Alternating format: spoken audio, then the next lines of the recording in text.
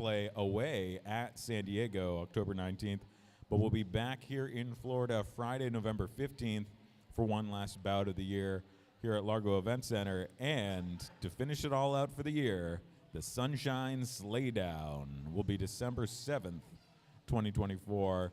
That is a SCRD versus the World style bout. We'll have skaters from all over Florida. Come and check it out. It'll be fun to see a nice mix-up and mash-up of different skill sets in different leagues. That will be up at the Sunderman Complex. Sunderman, if you want to look that up. And if you want to join roller derby, Monday, September 9th is our next recruitment night. September may sound far away, but I promise you it is not. September 9th is our next recruitment. Come check us out. We're happy to teach people to skate from scratch. You can have never worn skates before in your life. We'll teach you from the very beginning. And even if you just want to join this amazing community, which I promise you is amazing, we can just teach you to skate. You don't have to learn to hit or play roller derby. You can just skate with us at the pier and other fun events. We skate pride, all kinds of cool stuff. All right, we'll check on that food truck.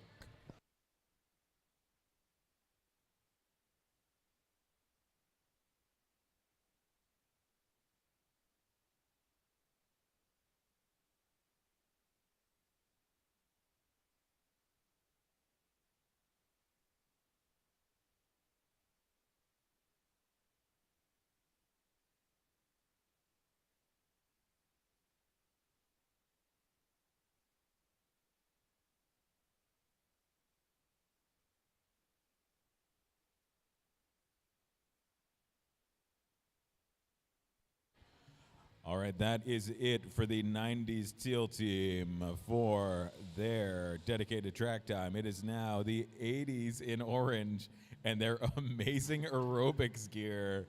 It is time for their dedicated track time, 10 minutes of dedicated track time. Once they're done warming up, there is not much left before that first whistle. So if you're going to grab some food, grab a beer, grab some merch, now is the time to do it.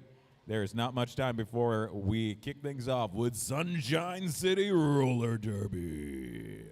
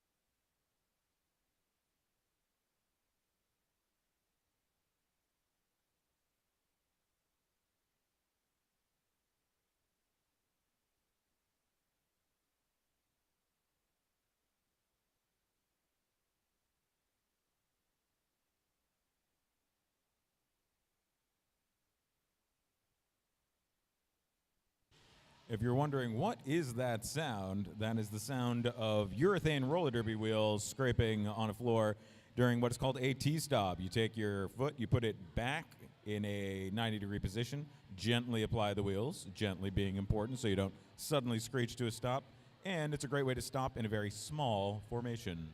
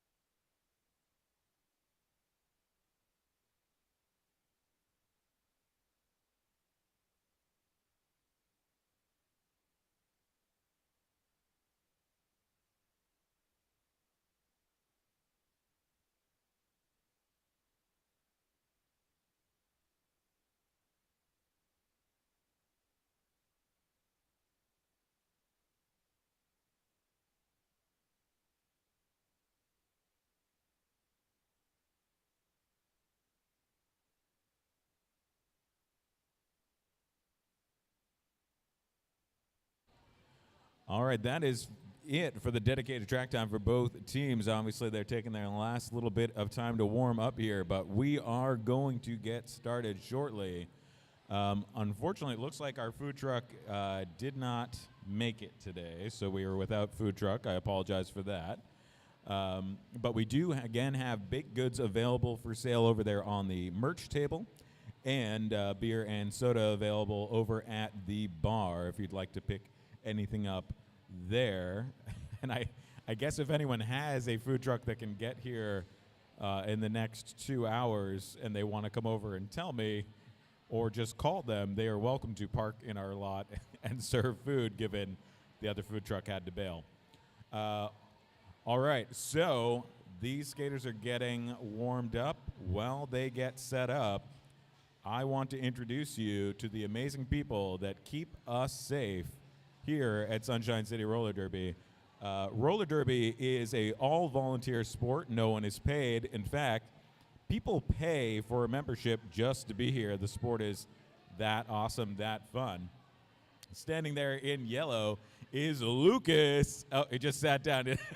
He doesn't want the attention. Lucas, our medic, keeping us safe over there. We really appreciate you. And our refs in the middle. Let me grab my little ref sheet here. Head ref is Marcia there in the black and the amazing roller rink pants. Game executioner is Rinkenclaw. Front pack ref, Candy. Rear pack ref, TBD. Our jam refs, those keep the score, are Mike Check and Kylo Ken. Our scoreboard operator is Poison Iris over there underneath that giant scoreboard. Eyes in the sky are Mama Flinger and Chase and Chaos. Running the whiteboard is Misty Meaner. Thank you so much, refs, for keeping us safe. That is our safety team. I'm going to give them a moment to do a little safety check on the skaters. Typically, they check and make sure no one forgot any pads. Believe it or not, people will forget a whole set of pads sometimes, or make sure that there's no metal sticking out anywhere. The toe stops have a metal rod that goes down through a rubber pad, and after that rubber pad wears down a while, it becomes a weapon. So we make sure there's nothing going on there. Once we're done with that safety check, that's it. We are going to get started with the first whistle of this bout. If you don't know what roller derby is, don't worry about it. I will explain it as we go.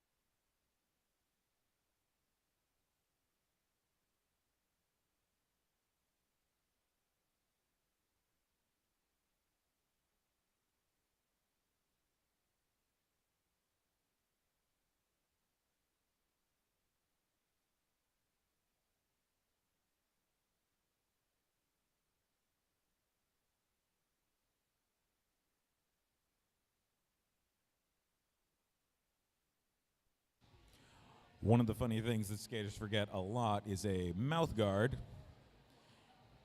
And at least when you forget something else like an elbow pad, you can just borrow someone else's mouth guard. That's a bad day if you're going to borrow somebody else's mouth guard.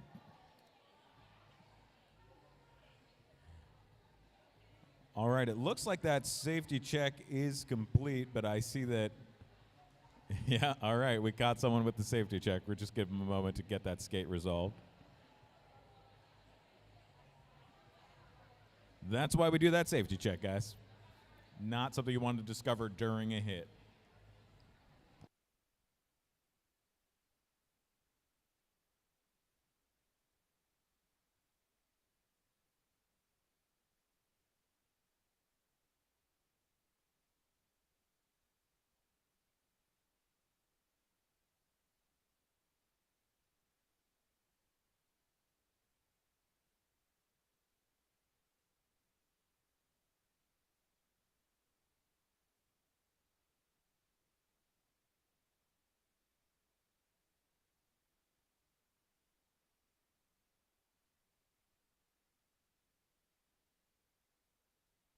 Are the skaters ready? All right. Welcome to Sunshine City Roller Derby.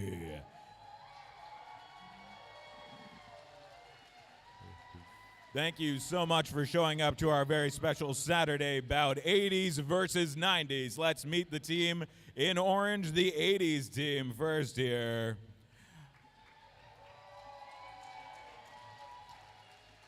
Number 130, it's an excellent temperature for grilling steak, Carnage Asada.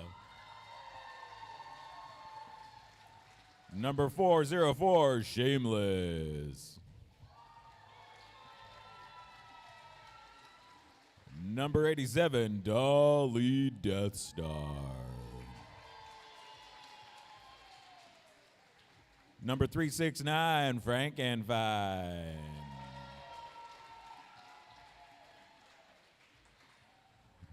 Number 831, Smack and Decker. Number 111, Punisher. In her first bout with us ever, number 614, Goldie got her.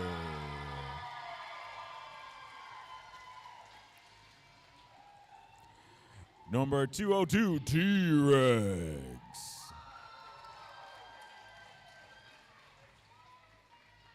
Number 29, Big Ash.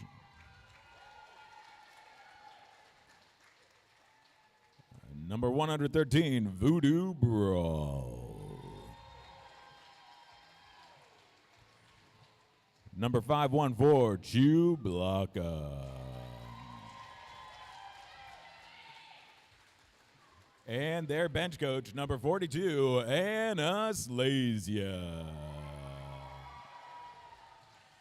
All right, that is your 80s team in orange. Let's meet your 90s team in teal.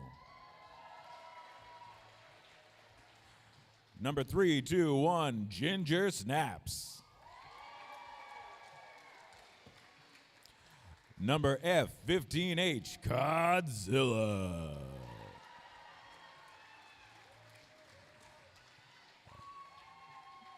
Number 18, Jerry Noble.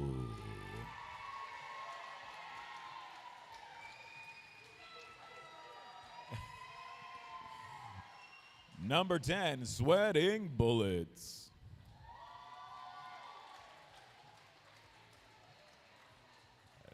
Number 90, Circuit Breaker.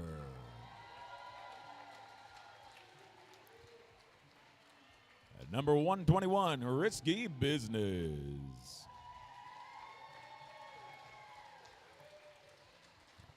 Number 12, Han Solo.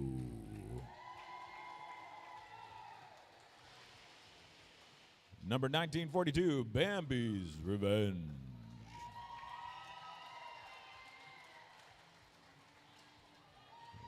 Number 333, Violet Venom. Number 407, Hurricane Twyla. Number 313, Liquor Posse. And their captain, number 1138, Barbie Fett. All right, those are your teams, 80s versus 90s, Battle of the Decades. We're going to let the refs take a last moment to set up here, and then we're going to start with the first whistle. We're going straight into the first jam. While they get set up, let me explain the basics of roller derby. I introduced you earlier. Oh, mic check? I'm Miss Flinger. Who did I miss? We missed Highland Flinger there on the 90s team in teal. She's taking 2 laps. I love that. Sorry about that. I guess the refs missed when I announced them earlier, but I see Kylo Ken and Mike Checker sitting there waiting for me to announce them. They will be our jam refs. They have their very exciting headbands on. I'll announce them again. Let's do the refs again. Head ref is Marcia.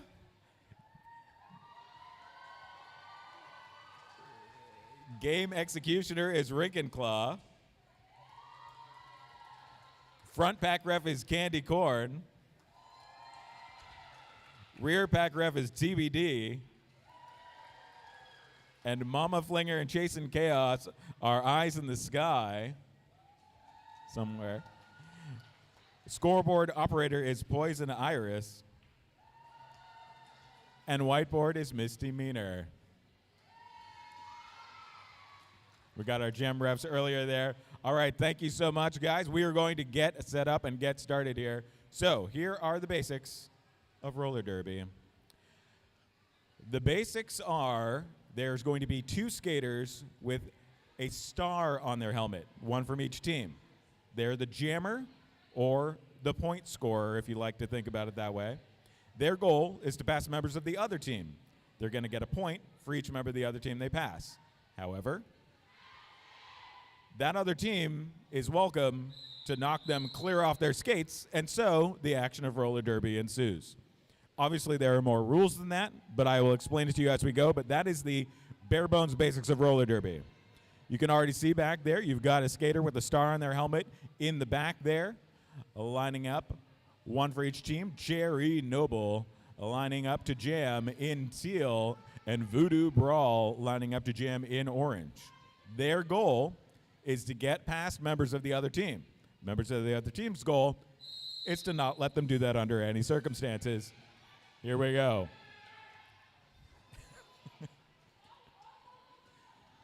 Voodoo Brawl takes lead jammer. Voodoo Brawl once again is in orange with that star on her helmet. That makes her the point scorer. Every member of the teal team that she passes, she will get 1 point. A great hit by Violet Venom almost clears Voodoo Brawl to the floor. Voodoo Brawl just barely able to keep her skates underneath her. That is one of the harder things about roller derby. You got to continue moving at speed and manage to get through people hitting you full speed. Both the jammers trying to fight their way through the pack here. Amazing amount of glitter on that helmet, almost blinding.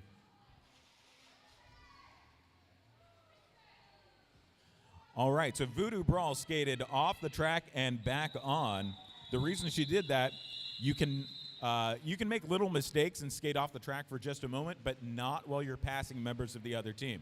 It would make it way too easy to just be like, you look dangerous, I don't really feel like dealing with that, and just skate around them. And of course, that is not the point of roller derby. We want to see that action. So whenever you're passing members of the other team, it must be done fully on the track, not a little bit of a wheel out, not a little bit of no, it's got to be fully in the track.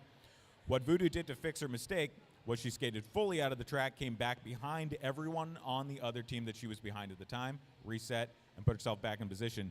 Scoring 7 points in that previous jam, 90's take the lead by 4 points, 7-3. Oh, we're fixing that score. Let me give the scoreboard a moment to fix that. T-Rex jamming in orange takes a lead jammer. Circuit Breaker chasing her down. All right, it looks like the points went the wrong way at first, and they fixed that, so it is actually 7-3. 80's. 80's have the lead. T-Rex calls it off and ends that jam early. All right, so just to explain what happened there, you saw T-Rex lower arms to her hips and up to her helmet. That's that skater that had the star on her helmet in orange, T-Rex. She was lowering her hands to her hips, bringing them up to her helmet. The reason she did that is because when you establish lead jammer, which means you're the first one that gets through that pack of skaters, you get out as that jammer, you get a superpower, which is the ability to control the jam clock. Why would you want to control that? Well, if I'm just barely ahead of you and I've scored my 4 points by passing 4 members of the other team, and you're about to do the same thing, what's the point? Well, I can call it off the moment I score those points, cut off your ability to score, and that's what T-Rex did there. It's a really great way to score 4 points each jam, hold the other team to none. Bread and butter play roller derby right there. Shameless jamming in orange for the 80's team. Teal team in 90's 80's team in orange currently up 11-3. No skaters in the penalty box. What a nice clean jam so far.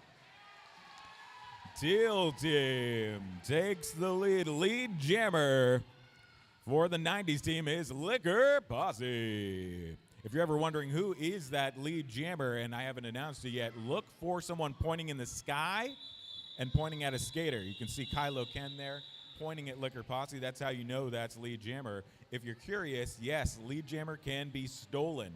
Just because you got out first doesn't mean you hold that crown forever.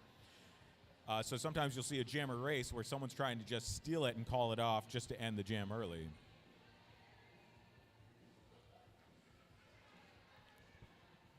Looks like that line of jammers from the first jam is back out there. Jerry Noble versus Voodoo Brawl. No points scored in that previous jam, it looks like. Oh, no. It is now 6 points for the 90's team, 11-6. So 90's team pulling ahead just a little bit, but that 80's team still holding on to the lead and has lead jammer Voodoo Brawl.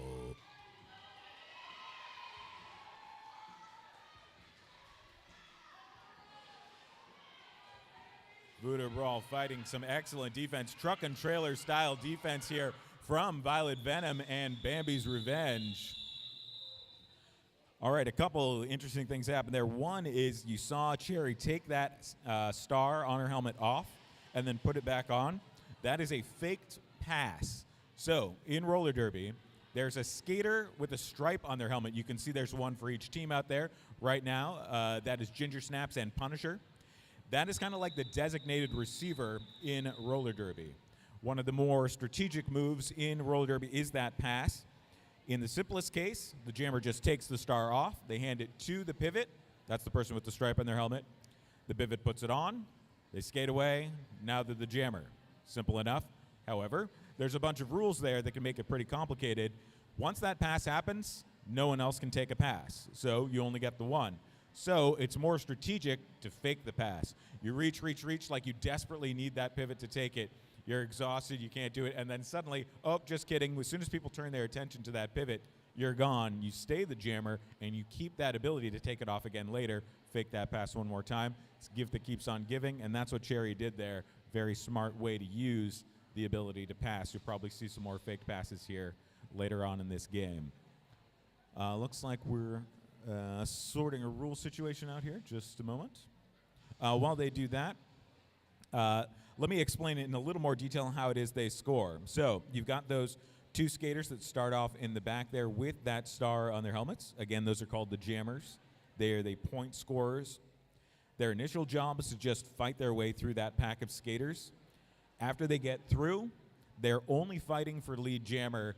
They don't get any points on that first pass. It's not called a scoring pass, it's just the initial pass. So as they work their way through, it's a really fun fight to watch, but so far they haven't scored any points. Once they get out of the pack and start making that first lap, that's when they've opened up the opportunity to score. And each member of the other team that they pass, they get 1 point. There are 4 blockers on the track, so typically, if you see a full lap, they've scored 4 points. Simple math. There's a few exceptions that can make that a little more complicated. If they manage to pass the other jammer, get all the way around and lap them, which can happen if that defense is holding them well, they get a 5th bonus point called a grand slam. And if the other team has committed a penalty and they come around and pass, let's say, the 3 skaters that are left on the track, the first skater that they pass, they get a free bonus point because of that penalty. You don't miss out on points just because the other team did something wrong. So you actually get 2 points for that first person you pass because of that poor skater sitting in the box. We've been pretty light on penalties so far, which is very impressive. So we haven't had to really cover penalties yet, but way to skate clean, guys. I'll explain penalties if we ever have one. 15 points for the 80's team, 6 points for the 90's team. Here we go, Shameless versus Circuit Breaker. Circuit Breaker going one-on-one against Punisher. Punisher managed to turn around on her and lock her up long enough to force a recycle. All of that chaos gives Shameless enough time to take a lead jammer. Really looked like Circuit was going to take it for that 80's team, but Shameless has taken it for the 90's team. Remember, Shameless, by having lead jammer, has opened up the opportunity to score, so every member of the other team that she passes, she's going to score 1 point, but she's also, there it is, opened up the opportunity to control the play clock. So she takes her hands, brings them down to her hips, up to her helmet over and over again. That is calling off the jam. And again, why would you do that? Because you want to deny the other skater the opportunity to score. You both get out. Interesting race, fun to watch, blah, blah, blah. Well, this allows you to end the jam early, keep your points, and prevent that other team from scoring. Liquor Bossy versus Chublaka. Chublaka in orange for the 80s team and teal 90s team out there. Liquor Bossy takes off. Lead jammer right away. Major opportunity right now for that 90s team to make up some of those points on the board. It is currently 20-6, real tight game, but the 90s team have been down for much of this game, and Liquor has a chance to change that right now. Boy, those jammers are working it out there. I saw a whole bunch of skaters go down hard, right back up like it never happened. These ladies are tough, let me tell you. And by the way, if you want to be tough like these skaters, you can come and learn with us. We are happy to teach you from scratch. I also want to mention we do have one skater in the box out there.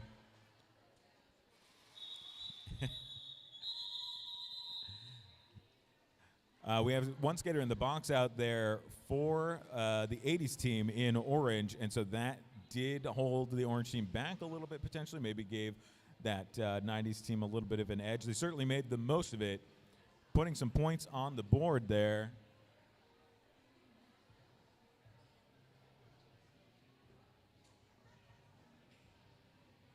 I got too many refs in the way to see, but it was 20-6 before.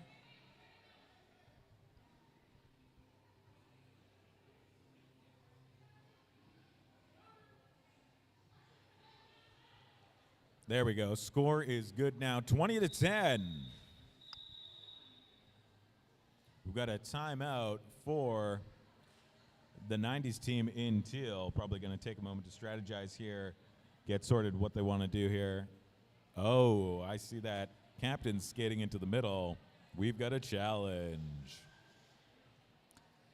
So typically a challenge will be against a penalty.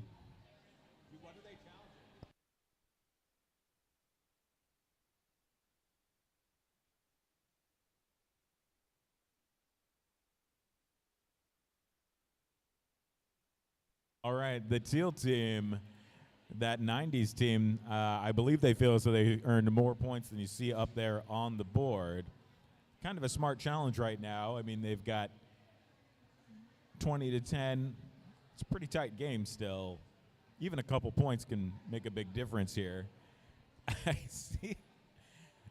I see they've already delivered their challenge to the refs. The refs have skittered off to go discuss this separately. Meanwhile, the captains are debating it amongst themselves. Dolly Death Star, captain of the orange team, the 80s team, and Barbie Fett, captain of the teal team, the 90s team. All right.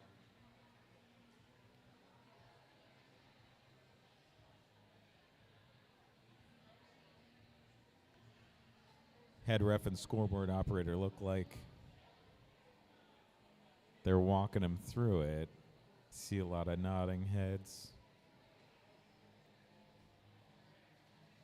Oh, that may have been effective. Let's see. Teal team seemed to leave a little happier.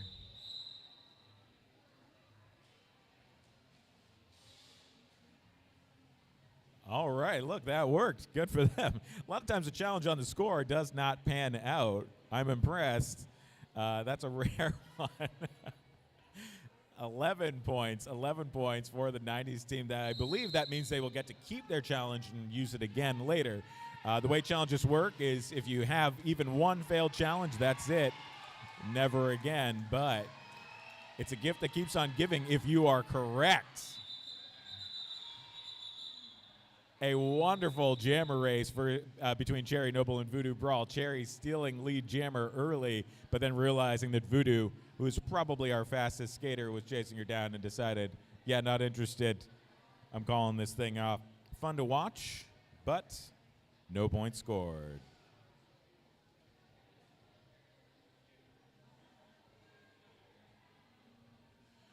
T-Rex jamming in orange for the 80s team versus Circuit Breaker jamming in teal for the 90s team. T-Rex sneaks by and gets away early. Lead jammer very quickly, very sneaky out there. Definitely an opportunity for that orange team right now. Oh, but that defense was ready for clearing her right to the floor. Oh, some nice offense. Came out too hot, but managed to score nonetheless. That looked like a sweep from the inside by my eyes. So the way a sweep works in roller derby, it's not that different from football if you happen to be a football fan. You basically take all your skaters, put them on the inside line, and then send them crashing into the other team, trying to sweep them to the outside. Or, if you want a better example, what you just watched in that play right there. It's very effective if you can pull it off, but a lot of times when you put all your skaters in one place, what happens is the other team is on to you, and all it takes is one skater kind of getting through that sweep to kind of keep that hole plugged to really ruin that jammer's plan. Definitely a risky strategy, but it sure paid off for him, Cotton, in that last jam. Liquor Posse, lead jammer for the teal team right now. 80's has a slight disadvantage here without that lead jammer out there. And meanwhile, Liquor Posse going unchallenged right now. An excellent one-on-one fight between Liquor Posse and Punisher. Two very strong skaters. Fun to watch that battle of rhinos out there. So right now, Liquor Posse with that lead jammer position, having already completed a scoring pass and going for it again. There you go. Huge, huge jam for that 90s team in teal. They were down by quite a bit. That was a huge jam right there. You've probably pieced this together by now, but because both teams can score at any time, offense and defense are a little more nuanced in roller derby than a typical sport.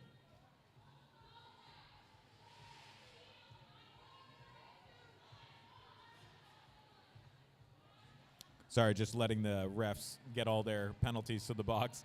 A lot of penalties out there. A lot of people did wrong in that one, and I think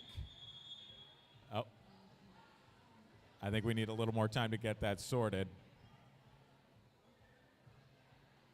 Yeah. All right. We're going to take a little bit longer to figure out just how many people belong in that penalty box. I already see 2 from the teal team and 1 from the orange team, so it is going to be light out there no matter what.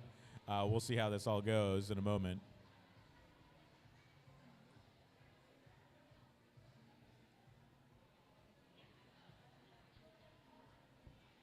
Discussing it with the eyes in the sky. All right, well, let's give it to them while they do that. A couple of penalties that you'll see out here. I don't know what exactly they're in the sin bin for. But a couple penalties that you'll see out here. One is cutting the track. So earlier when you saw Voodoo skate off the track to the inside and realize she needed to reset and come back in behind members of the other team, had she not reset like that, you would have seen a ref put an X up in the sky with their arms. Oh, we are back in. All right, good news. Neither team lost their jammer to a penalty. That's a very good thing in roller derby, but it is 9 points scored in the previous jam, a huge jam, including a bonus point, a grand slam for Liquor Posse in that previous jam. Huge jam for the 90s team.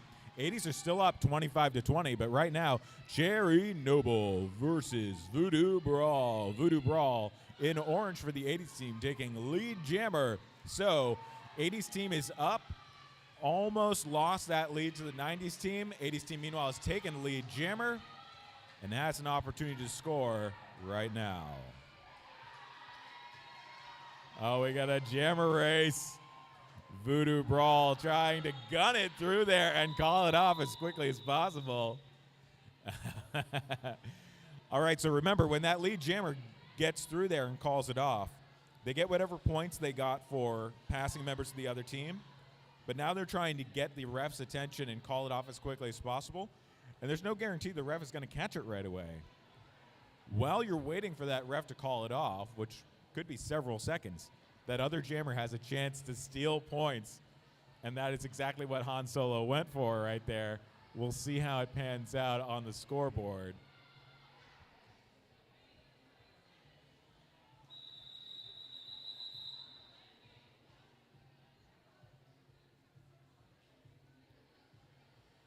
We've got one penalty to assess right now. We may have another one coming. I see the refs are sorting it out.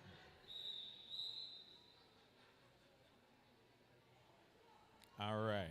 They got away with it. So during that jam, unfortunately, for the first time in this game, a jammer committed a penalty.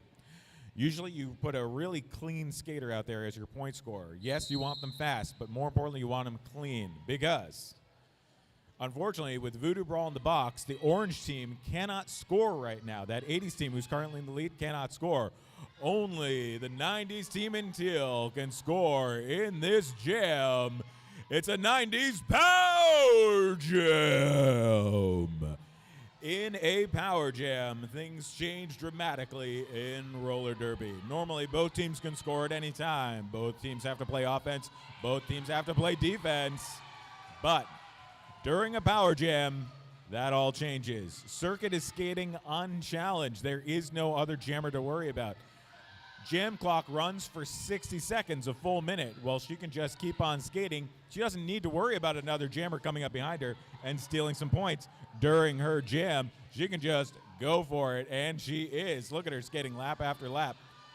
Things get simpler for the teal team, too. They're playing all offense. Normally, offense is something you really just save for a perfect moment because most of the time you've got a jammer you have to fight. No jammer to fight for the teal team. Of course, the orange team had an advantage too, all defense. Now, you mostly play defense anyway in roller derby, but knowing you don't have any offense to play, any jammer to think about, it does change the game a little bit. You can focus on just shut down the jammer, shut down the jammer, shut down the jammer. In this case, what you saw that team do is run from the jammer. Because you score points, not like football where it's yardage, but skaters, if you just run away, you're essentially taking all of the ways to score points and running them away from the jammer. That was pretty effective, but the 90's team scored big in that last jam. It is now 30-27 with T-Rex, lead jammer versus Liquor Posse.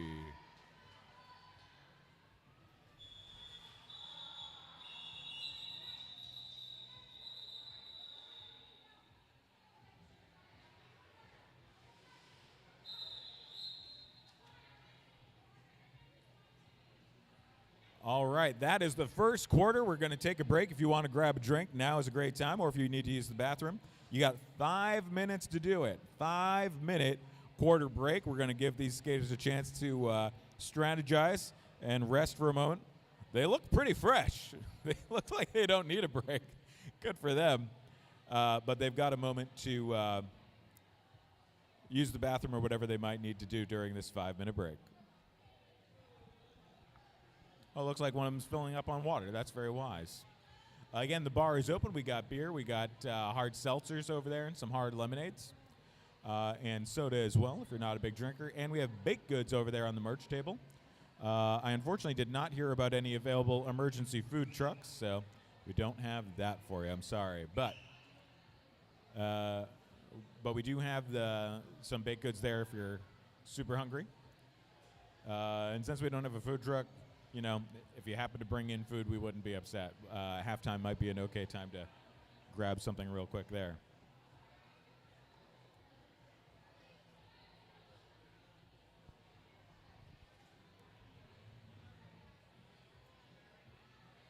Looks like from the scoreboard, that was a scoreless jam. Really fun to watch, but no points scored. Just two jammers battling it out, 30-27. A couple more penalties that you will see out there. We do not clothesline people in this version of roller derby. I'm sure you saw some pretty wild stuff on TV when you were younger. Back in the day, that was scripted roller derby. Those skaters may have looked like they were getting jump kicked and clotheslined, but they were protected by the sweet comfort of a script and the fact that they were constantly practicing fake hits. These are real hits. So we have to be a little bit safer with them. They're unplanned. No one's pretending to take a fall as they get jump kicked. So there's no jump kicks. There's no clotheslining. Instead, it is mostly body blocks. You can use your arm, but mostly just the area around the shoulder. You can use the meat of that upper arm, but once it gets into the elbow territory, too dangerous, can't be throwing elbows. Certainly no punches. You also can't trip skaters. So if someone were to punch somebody, that would be an arms call. You'll see an A on that whiteboard that Misty Meaner will be holding up. If they were to trip someone, that would be a low block. You'll see an LB. If they skate around skaters by going out of bounds, like I mentioned earlier, that's a cut track. You'll see an X on the board. If they skate center of mass and push the other skater, especially if they hit their spine, that is a back block. You'll see a B up there. And the main reason you're not allowed to hit directly dead center of mass is because skates like to fly when you hit dead center like that. You got to come at an angle so they have a chance to resist your momentum and do something with it. You also are not allowed to leap and hit anyone, so that jump kick would be double illegal. Can't hit people with your feet, and you can't leap into the air, and you cannot spear, so you cannot take your head and go through like a charging bull. That would be an above the shoulders block if you were to use your head. You'll see an AS on the board.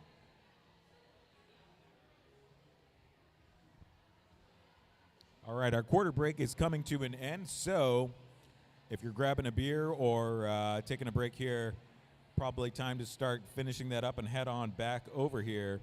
While we do that, let me just mention again our upcoming bout schedule. I hope you're having a great time.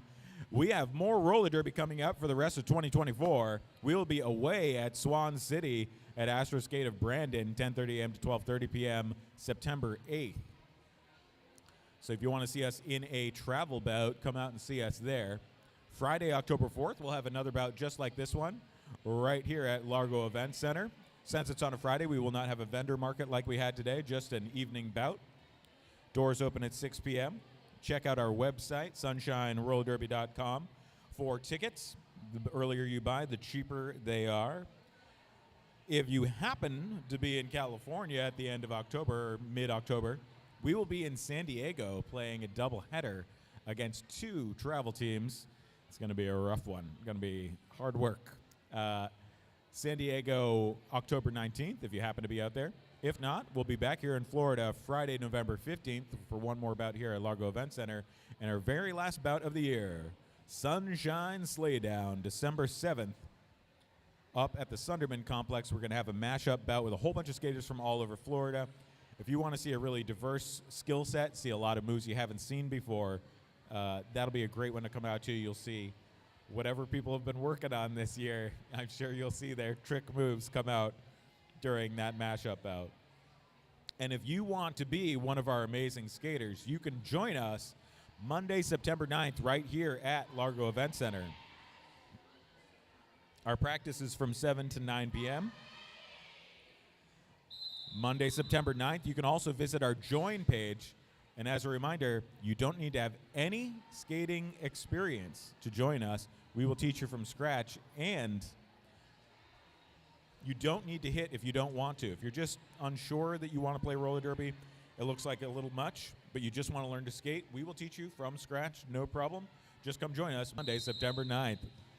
All right, Big Ash versus Ginger Snaps. Fresh jammers out there from both teams. Very interesting. Both teams giving the other team a new look.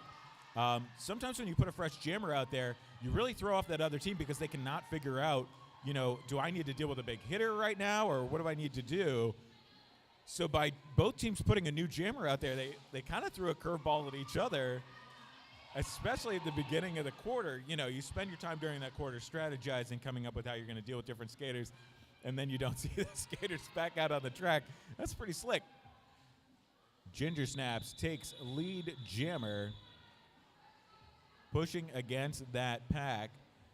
If you're curious, so I mentioned that you pass members of the other team to score points. You get through, you get that initial pass that opens up the opportunity to score. Each member of the other team you pass. It is specifically the jammer's hips. The jammer's hips passing the other skater's hips.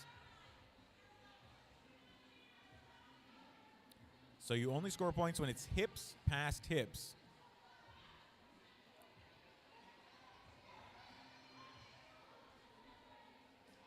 I don't know if Ginger Snap scored in that jam. I actually can't see the scoreboard, but certainly scored in this way. Drew a penalty. Oh, all right. Ginger Snaps took a point in that last jam, but more importantly, drew a penalty against the other team. Only Jerry Noble can score in this jam.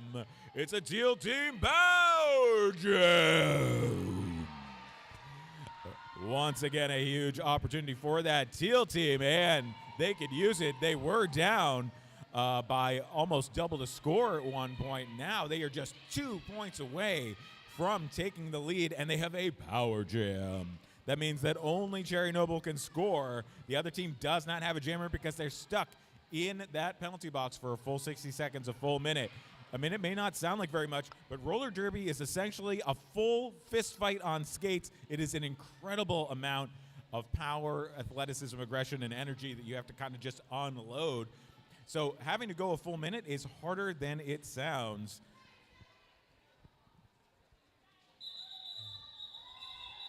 All right, just like that, that minute is over.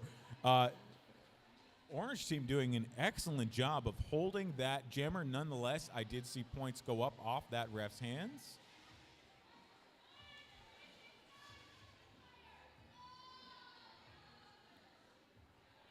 That 90s team has been down most or all of this bout, and just like that, 90s take the lead with that power jam. We have a lead change. I believe that is the first time the 90s have been up in this game. Second quarter, look at that. First quarter was for the 80s. The 90s team certainly figured something out during that quarter break. Oh, but the 80s team is not going to let them sit on their laurels. Voodoo Brawl takes off. Lead jammer right away. Incredible speed, like a bullet gone out of there. Circuit breaker jamming in teal for the 90s. Again, the 90s are up 32-30. Voodoo Brawl comes in for that bread and butter play. The most basic play of roller derby is you get out, get that lead jammer position, sometimes using a little offense like a sweep to get that jammer out. You establish the lead jammer, you gun it fast as you can around the track, fly through that pack as fast as you can, score your 4 points and call it off immediately. You just watch that happen. Textbook player roller derby, most basic play you can run, and you can win with that. 4 points for one team, 0 for the other, because you called it off before that other jammer could get in. Even though they were able to get out, they put a lot of work and effort into running you down, and then they get nothing for it. It's a great way to tire out that other jammer. 34 now, 80s, 32, 90s. 80s take the lead once again and take lead jammer, Shameless. And again, if you're ever wondering who is lead jammer before I happen to mention it, look for that jam ref. They got a fun headband on. They're pointing at the sky. They're pointing at the jammer. That's how you know that's the lead jammer. If they're ever not pointing at all, there is no lead jammer. And there will only ever be one person pointing at the sky and pointing like that. It is always the jam ref for that jammer. Shameless and Ginger Snaps fighting hard against that pack. Most of the pack goes down. Most of the pack gets back up. Don't worry, they practice that. And if you're nervous watching that, don't worry. We teach you that first thing in roller derby. What you saw most of those skaters do is a knee down. A lot of times when people start skating, they'll start to fall forward. They've got a toe stop there. They're fine. They can start to go backwards. They go to dig their heel in, and they go straight back because those are not a heel anymore. They're wheels. So we teach you to not fall backwards like that. Great way to break a wrist. We teach you to go forward and down onto one knee. You basically just do a crunch, tuck your whole body forward, and go straight down onto one knee. Bring that weight down to the floor as quickly as you can so that you don't end up in a fall. The closer you are to the floor during a fall, the less damage you'll do. And that's what you saw most of those skaters do. They do it so naturally, it almost looked like nothing. No injuries out there. Everyone gets right back up, ready for the next jam. Voodoo Brawl takes off. A lead jammer. Again, the 80s team in orange has taken the lead once again. They were down by 2 points to the 90s team just for one jam as a result of a very well-played power jam. But they've already answered that by stealing that lead right back.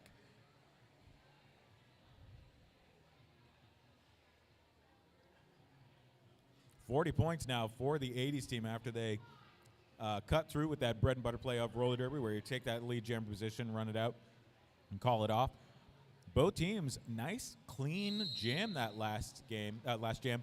So no one is in the penalty box. It's going to mean a full pack. That is going to slow both jammers down.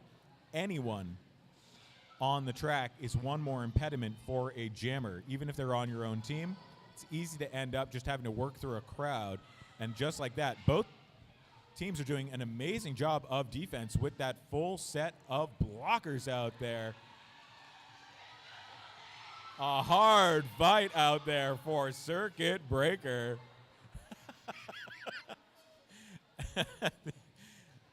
Shameless has taken lead jammer and has an opportunity to score for the 80s team and gets away. Circuit Breaker, meanwhile, was run down by Dolly Death Star.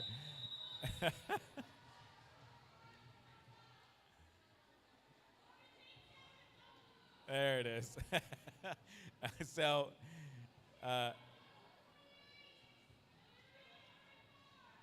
don't like to call penalties until the refs do, but yeah, there it is.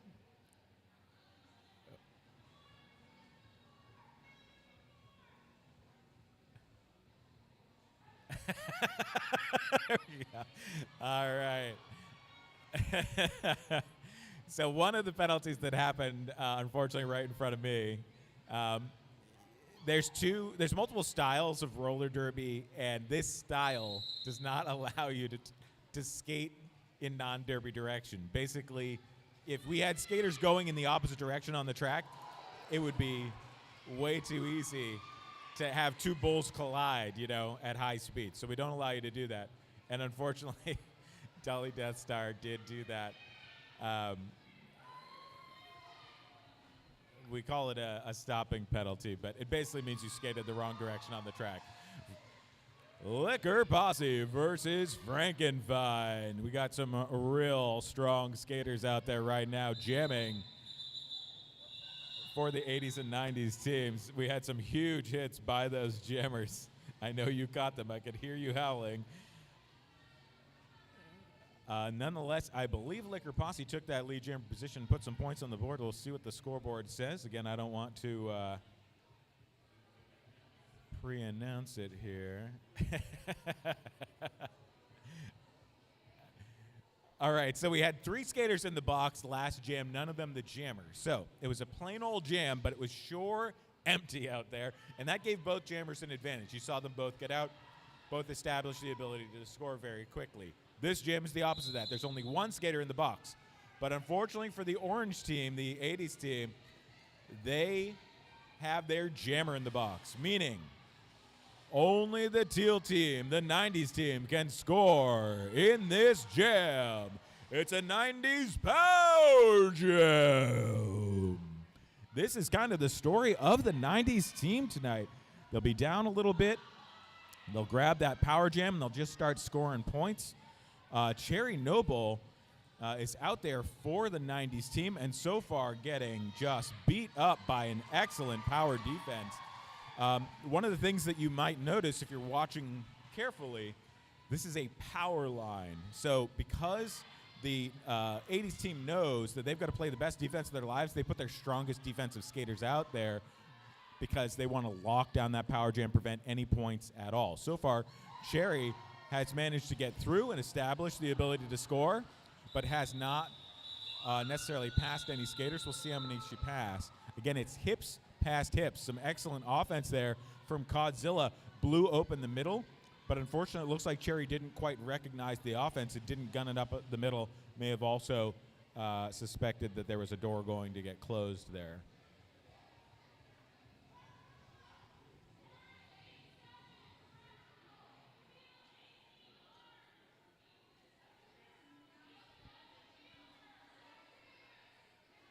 Whew. I see 4 penalties on the whiteboard. Oh, wow. Okay. There's not going to be many people left on this track for this one. All right, unfortunately for both teams, lots of penalties there. 2 solid points scored by that 90s team. They have been down for much of the game, but it's still a very tight game, 45-39. But bad news for the 90s team, good news for the 80s team. Only Voodoo Brawl can score in this jam. It's back-to-back power jams. Sherry Noble did score in that last jam, but committed a penalty in the process. It looks like it was an arms call. You can't punch anybody. You can't elbow anybody. You can't even grab a member of the other team's jersey. Those are all arms calls, and unfortunately that is what Cherry is dealing with here, sitting in that penalty box. Voodoo comes flying through, tries to use that momentum to gun it right through that pack, no problem, and ends up just sending a couple of skaters soaring, but does not get through the pack. Way to put it all on the line. Reminder, there were not many skaters left on the track, so to actually stop a jammer in that scenario, incredibly challenging.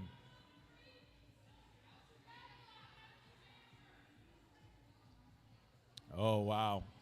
We were so clean at the beginning of this game. Quarter 1 was real light on penalties. Quarter 2 is not going the same way. People are turning it up a notch, and it's getting a little crazy. Voodoo goes to the box. Voodoo had that star on her helmet.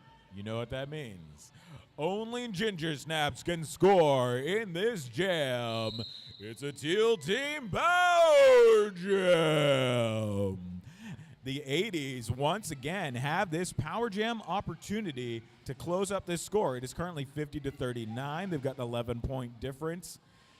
11 points is possible in a power jam, but you've got to get out pretty quickly. And so far, Ginger Snaps has not quite been able to do that. Oh, we've all seen it by now, so I'll say it. We have a pass to Venom, and that allows the teal team to get out. Only Venom can score now in this jam. Reminder, once a pass happened, it's a fun trick play, but you can't do it again. So since it was a successful pass, there will be no more passing for the rest of this jam. But Venom has that full 60 seconds, or whatever's left of it, to score. Every member of the other team she passes right now, that's going to be a point for the 80s team in teal. Oh, everyone goes down, everyone gets back up. Definitely some points scored there.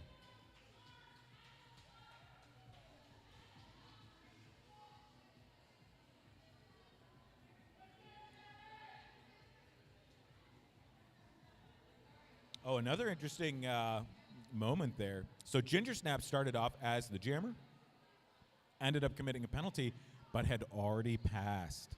So Ginger Snaps is sitting as a blocker. That means we've ended the cycle of violence. We've ended the cycle of back-to-back power jams. 5 points scored in that power jam for the 90s team, making it 50 80s, 44 90s. Not quite enough to steal the lead, but definitely enough to close up that gap and keep both teams very competitive.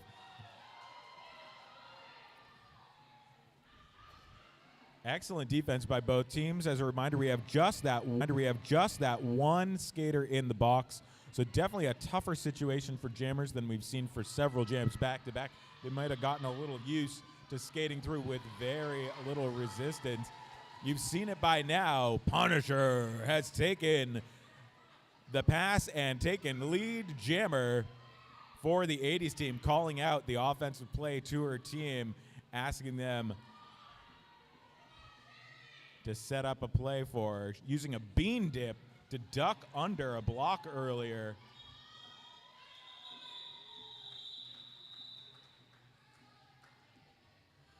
Well, I don't know what that offensive play was, but I think it worked.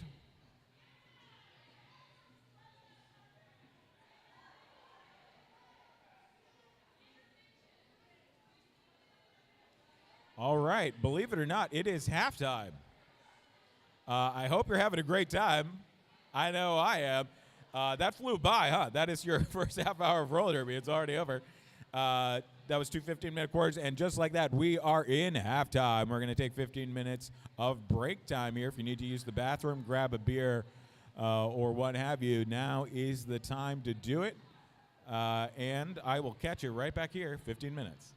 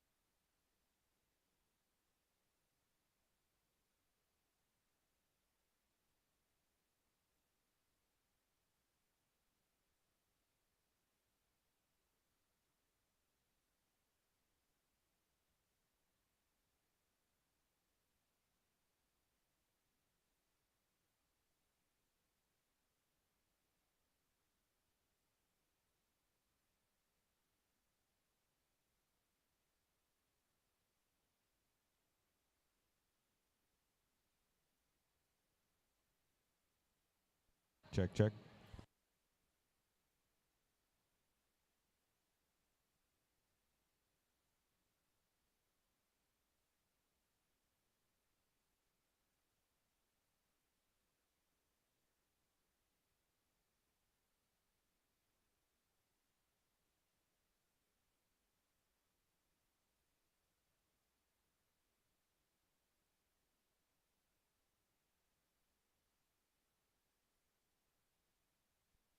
We have a fan that couldn't really hear very well. I'm sorry that we use a different sound setup every time, and I feel like we have some wins and losses every time. I can definitely hear an echo. Check, check. How's that? Is that any better? Take some of the bass out of my voice. Well, so one of the things that you saw out here a bunch of times is a power jam. So normally there's a skater with a star in their helmet from each team. Both teams can score at any time. So, it's not like soccer where there's only one ball, so only one team can score at a given moment, or football where there's only one quarterback or running back. Both teams can score. Their jammers can get through, score points right away. So normally you have to play offense and defense at the same time, which really changes the strategy. You score by passing members of the other team. So first, you get through that initial pass through the pack. That sets up the ability to score. Not making any sense?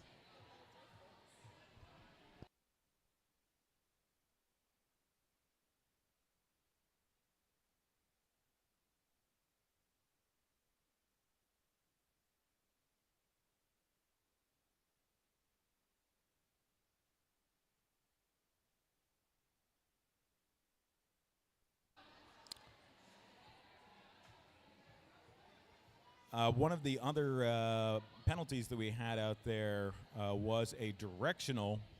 I explained that briefly at the beginning, but we did have a little more there. So in this version of roller derby, you can't skate in opposite derby direction. You probably noticed that everyone's skating counterclockwise all the time. You cannot skate clockwise. Why? because if you had skaters flying at each other, clockwise and counterclockwise, that's a lot of speed. I mean, you could easily have 20 miles an hour in each direction, a total collision at 40 miles an hour, definitely enough to break a neck. So, you're not allowed to do that at all. The first penalty we had was just someone skating in that direction, which is illegal. We'll give you a penalty for that. Second time it happened was a directional. A directional block is when you not only skated in non-derby direction, you made contact. Depending on how hard you hit someone doing that, you can get thrown out of the game. Because of that problem where everyone's skating in one direction, they could be skating at high speed, especially those jammers. You send someone in the opposite direction and they just go for it, you can be seriously injured. So those are two big penalties you saw during that first half. I hope you are excited for that second half of Sunshine City Roller Derby. We'll catch you back here in just a few minutes.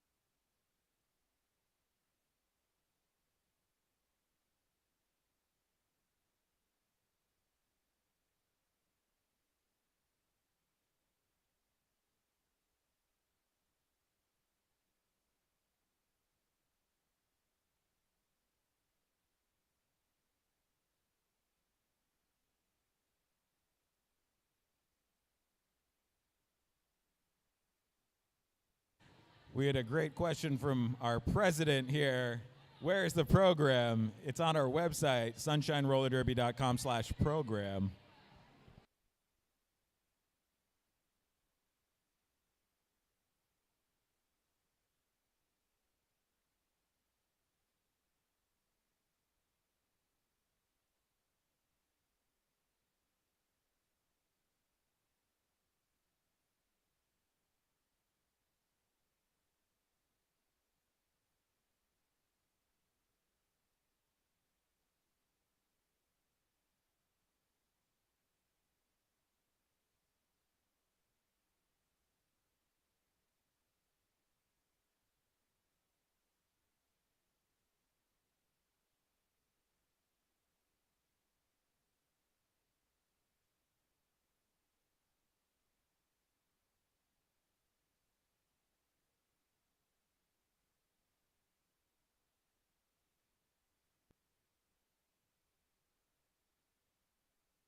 Check, check. Check, check. Check. Check, check.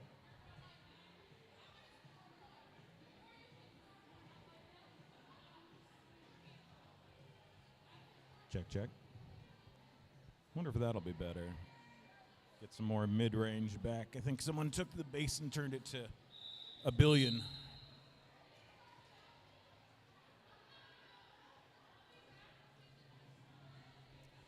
But again, if you want to see the digital program for this bout, sunshinerollerderby.com/program. Again, our website, sunshinerollerderby.com. Or just look up Sunshine City Roller Derby on Google and find us if typing that long domain name isn't your thing. And then you put /program at the end of that address, and there is the digital program. You'll get all of our awesome skaters with their cool headshots, including Violet Venom, who comes out hard with an excellent shoulder punch against Punisher. Lead jammer for that 90s team in teal. 90s team is down 58-44. Violet Venom rallying the crowd. A huge hit.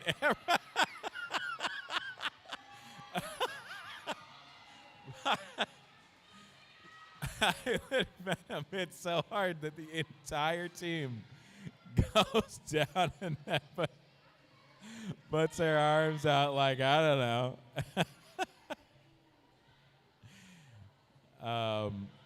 I think we had some confusion at the end of that jam. I'm not sure, but I think Venom may have passed the other jammer. If she had, then it would be a grand slam and a bonus point. If she hadn't, then she can have jammer stolen from her, and I think that's what we're going to. It's a fairly safe guess that that's what we're about to discuss here in the middle.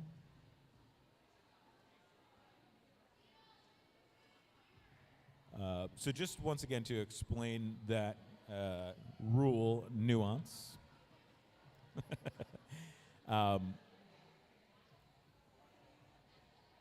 So the two jammers start in the back of the pack, behind everyone. They're the skaters with the stars on their helmet. They are trying to get out of the pack and race around. Let's say, hypothetically, that Violet Venom got all the way around and passed the other jammer, then that other jammer passed her. Nothing of interest would happen other than Venom getting a bonus point for passing that jammer.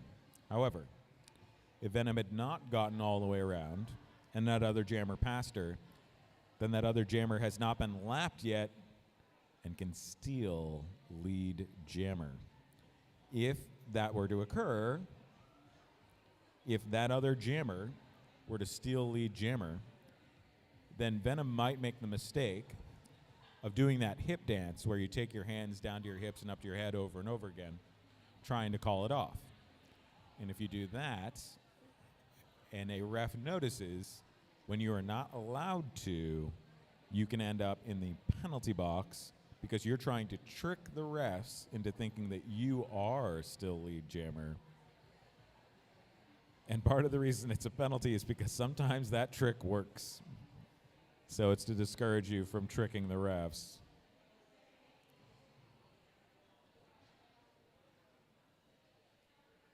Entire roller derby games have been lost or won on just that trick play alone. So refs look down on it.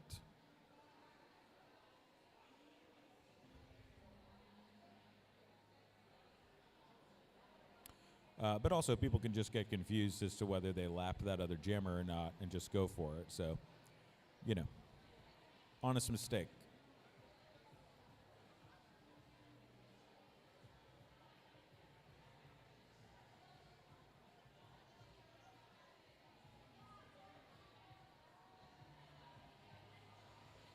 For now, there are 2 skaters in the box.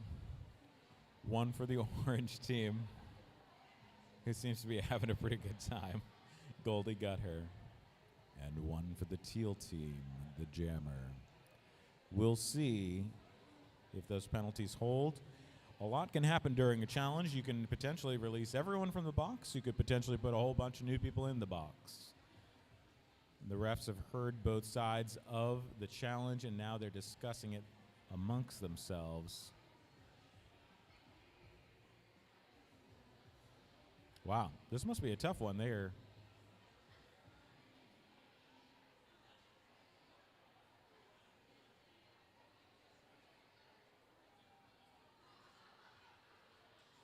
More nuanced than I would have guessed. All right, well, while they get that sorted, I just want to remind you, if you are enjoying this, and I hope that you are, I can hear you hooting and hollering when we have these jams going, we have more bouts. We hope you come and see us again. Right here at Largo Event Center, we have 2 more bouts for the rest of the year. One Friday, October 4th. The other one Friday, November 15th. We're going back to Fridays for the end of the year as things start to fill up here at Largo Event Center. Doors at 6, first whistle at 7, just like tonight. So thank you so much for joining us tonight, and we will do our best to make sure we actually have a food truck at the next one. I'm sorry for messing that up tonight. Friday, October 4th, and Friday, November 15th are our last bouts here at Largo Event Center. If you want to see us in a little more varied games, we'll have an away bout versus Swan City at their home territory, 10:30 a.m. to 12:30 p.m. morning bout, September 8th. That is at Astroskate of Brandon. And we will have roller derby world style up at Sunshine Slaydown December 7th at the Sunderman Complex. Come check us out. All right. After that challenge, the same skaters are in that box. It is still 58-50. 90's team much closer to stealing that lead once again. But for now, only T-Rex can score in this jam. It's an 80's bow jam. Major opportunity to score for the 80's team. They're already up 8 points. Sounds pretty good. But 8 points has been hard fought in this game. Don't forget, we went a whole half and people only scored about 50 points. A little bit less than that. So, 8 points may not be enough to hang on to that lead. Question is, can T-Rex open up that lead a little bit more, give them a little more safety room? Right now, what that 80's team in orange is trying to do, and they're doing a great job of it, is destroy the other team. You want chaos. A good jammer can slalom real well. So if you can just make a mess, yes, there's skaters everywhere, but they're not organized. They're not able to hold a nice, strong defense together. Your average jammer can find their S-curve through there and get out. So that orange team was doing their best to make a mess. Teal team was doing their best to do the exact opposite. Keep it very controlled, very organized, very strong. Only 1 penalty in that whole jam. That was some hard hits and a lot of chaos for very few penalties. Very impressive, guys. 5 huge points scored in that power jam. Definitely good news for that 80's team, who continues to be up, but also great news for the 90's team. Power jams can easily be a 20-point affair, and Ginger Snaps takes the lead jammer. Opportunity to score for that 90s team. They are down by just a little bit. Ginger Snaps has a chance to change that right now. She's up against Shameless.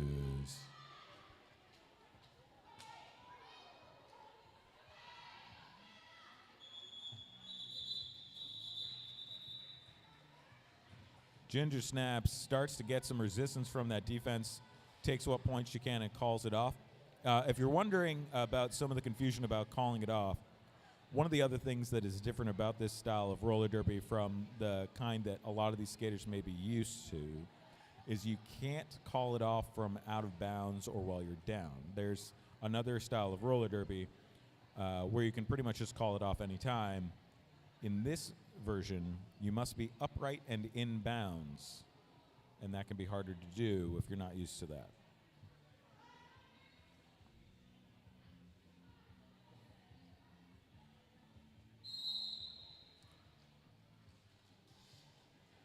Shameless taking a penalty in that last jam, meaning only Liquor Posse can score in this jam. It is once again a Teal Team Power Jam. Not only did Teal score in that last jam, they drew a power jam. This is an awesome moment for that 80s team. It has to feel good for that 90s team to get out there, score points, and grab hold of a power jam. This is a major opportunity. They got those points. They're about to get some more. Liquor Posse has already gotten out of that initial pass, so the question of whether this is going to be a 0-point jam is pretty much off the table. It's really just a question of how many points Liquor is going to score. Great defense, though, by Chewbacca and Dolly Death Star. That defensive formation you saw there is a very formidable one called a truck and trailer, and you saw it work there.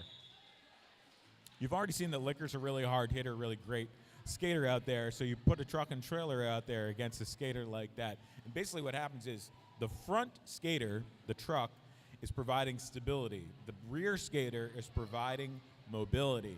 They have that ability to swing that trailer hard left, hard right, just whiplashing back and forth, and that can make it very difficult for that jammer to get through, and it was effective. They didn't stop Liquor from scoring points. Huge points scored in that jam, but they did slow her down. And in a power jam, a lot of times that's the best you can do is just reduce that bleed. Voodoo Brawl takes off. Lead jammer. She's up against Violet Venom, who started off with some great jammer hits, but Voodoo Brawl basically just ran away from those hits. That is a very effective strategy when it's jammer on jammer like that. Although when it's blocker on blocker, you're kind of stuck with each other because you're all going to have to be playing in that same space. A jammer a lot of times has a lot of advantage to just run away. Run in derby direction as fast as you can. Not only are you going to get out of those hits, you're going to leave that other skater behind, and you're going to be the first one to the pack with the opportunity to score points. Voodoo did just that, and it paid off.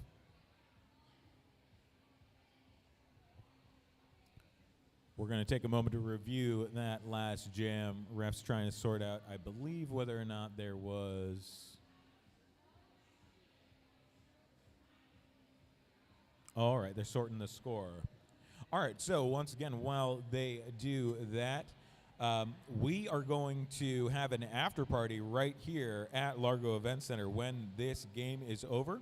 We hope you join us for that. The bar will remain open. You can come and buy these skaters a drink. That's right. These amazing heroes on the track, they look powerful, they look scary. They're not that scary. I mean, they're a little scary. I'm going to be honest with you. I've spoken to them. They're pretty scary. But nonetheless, you can buy them a drink, get to know them. There's some amazing human beings out here. Get a chance to meet the skaters. They're going to be right here, right in front of you at the end of this game, after party. Give them a moment to get cleaned up and geared down, and they'll be coming right back out after this bout is over right here at Largo Event Center. Oh, we got some nice fighting on the track before the jam even starts. If you're curious, that is legal. They are allowed to apply pressure to each other before the jam starts. They can't lay anybody out, but they can jockey for position, and you saw Punisher and Cherry Noble trying to decide who gets to be at the front of that box. Why, you ask? Well, I would guess that they were both trying to run a play that requires being at the front of that box. What would require being at the front of a box? There are plays that require you to cap. Capping is when you basically put a nice, warm, loving hug around the other team that kind of starts from the side and wraps around to the front. And the goal is that as the jammer goes by, they not only can get by to that side, but they also, as they skate by, no one can suddenly run out of it and go catch them up front. So that cap, that wrap around to the front, foresees those blockers chasing that jammer and trying to get that last block in and prevents them from doing it. Shameless versus Sherry Noble. Shameless comes into that pack as that jam comes to an end. We'll see if any points go up on that board. One penalty had, looks like a low block. That means tripping during that jam. Just to explain low blocks, by the way, falling in roller derby, totally normal. It's the first thing we teach you how to do. We teach you how to do it safely. But in this sport, you can't just go tripping people.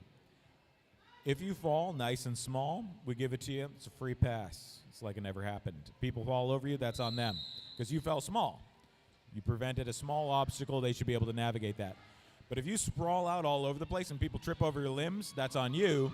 Give you a low block for that. Liquor Posse takes a lead jammer. Teal team is down by just a little bit, but they have lead jammer right now. Liquor Posse has scored several points for this 90s team already. Let's see if she can do it again. Nice jammer race. I'm 99.9% certain she saw it, but I didn't want to announce it just in case. But Big Ash was chasing her down almost immediately. Those jammer races are really fun to watch, but I try not to announce them in real time because I don't want to give up the position of that other skater. Just giving up that position and taking away that need to look behind you and see, are they about to get me? That can give a skater an advantage that I don't want to be responsible for. 67 for the 80s team, 59 for the 90s team. Very tight game, just an 8-point difference. Voodoo Brawl takes off. Lead jammer. Nobody is in that penalty box. Violet Venom is jamming for the 90s team, trying to put the pressure on Voodoo. Right now, what Violet Venom is trying to do is be a fifth blocker. So what happens is you'll get stuck in a situation where you just cannot get through that defense, and so you just start playing defense yourself as the jammer. And sometimes what will happen is they'll start forgetting that you're the jammer and just be like, oh, that's just an innocent blocker. I don't need to worry about them. And then suddenly they open up the door and you're gone. However, boy, that has not worked so far. Violet Venom is up against some amazing defense right now. Frankenfine and Punisher are both out there. That is a hard team to be up against in the first place. And man, they made that tough on that team. However, I saw a lot of skaters get cleared straight to the floor in exchange for it, so they certainly fought for it. As hard as that jam was, I think only 4 points were scored. We'll see.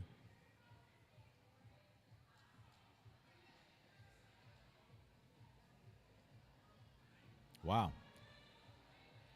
A hard-fought jam, 9 points scored by the 80s team. Huge jam for the 80s team. What a hard fight by both teams. Just one penalty committed in that jam. Look at you guys, how clean. So the 80s team in that 60-second jam able to put 9 points on the board. Those 9 points are you pass those members of the other team. Oh, 14. Wow.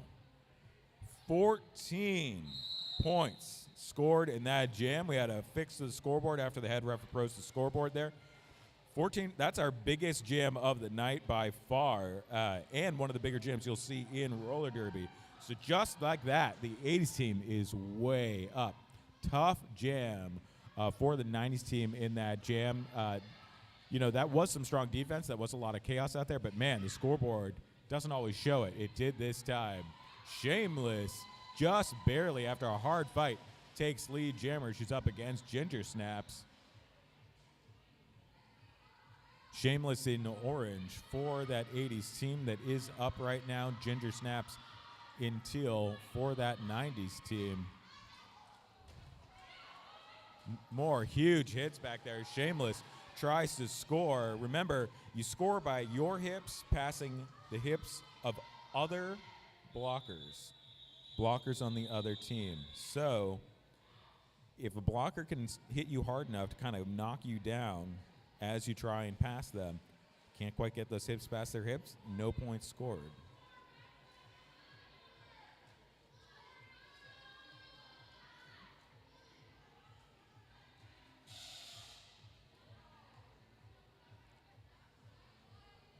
Three points scored in that gym for the 80s team. That's good news for the 80s. Bad news for the 80s. They have two skaters in the box, and I don't see any coming out for teal. Just like that.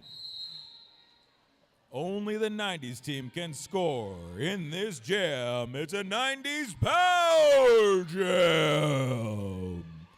This is the moment the 90s team needed. They were 84-59, but Liquor Posse has an opportunity to score lap after lap after lap in this power jam. Goes one-on-one with Punisher, who is delivering blow, and she did, but Liquor Posse was able to muscle her way through and to get that lead jammer position, which means the opportunity to score has begun here. The orange team is trying to play two very smart strategies. Although they're playing some really hard roller derby, they are playing smart as well. They're trying to stay in front. And the reason they're trying to stay in front like that is they are trying to control the speed of the pack. If they can really move quickly and kind of keep that pack moving fast, they have an opportunity to just run it out. If you force a big, strong jammer like Liquor Posse to just run, you can tire out that jammer. And a tired jammer is a jammer that can't score. And just exhaust that jammer with a race. In this case, they were successful. Now, it's not as simple as just running away. If running away were a strategy in roller derby, it wouldn't be a very interesting sport. There are several rules that limit your ability to just run away from the jammer and prevent it from just being like a game of keep away. And so they had to balance those rules. In particular, there are rules of the pack. All roller derby must be played within 45 feet. There's the center of the pack. That's the center of the action. There's 20 feet in either direction of that 5-foot center. All of the action has to happen there. You get outside of that 45-foot zone, you're not allowed to hit anymore. And so they were trying to keep all of their play in that short field of play. Whew! Dang, all right. It was 84-64. T-Rex has come out like lightning here and taken the lead jammer. Both teams are throwing hits. I mean, we are flying off this track, getting up and flying off again. All right, everyone's calmed down just a little bit here. Violet Venom looking to score for that 90s team in teal. Oh, we got a split pack there.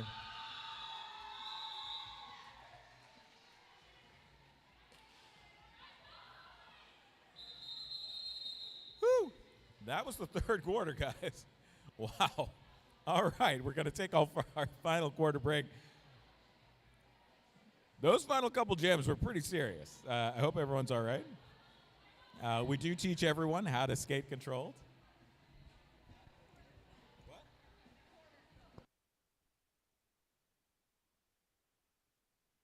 Yeah, we got our final 5-minute break. If you need a break, we got your final 5 minutes right now.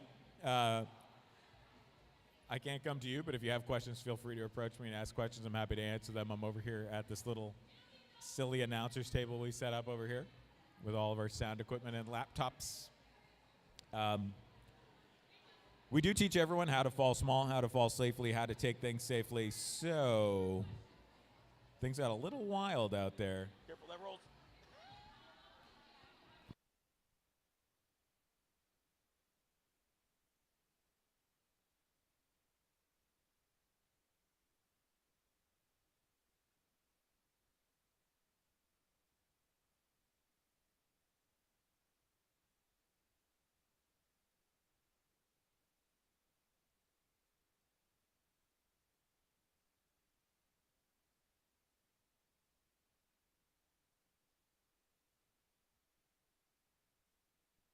Yeah, I've had several people let me know that you guys can't hear me. I'm sorry. We get a different roll of the dice on the speakers every time somehow.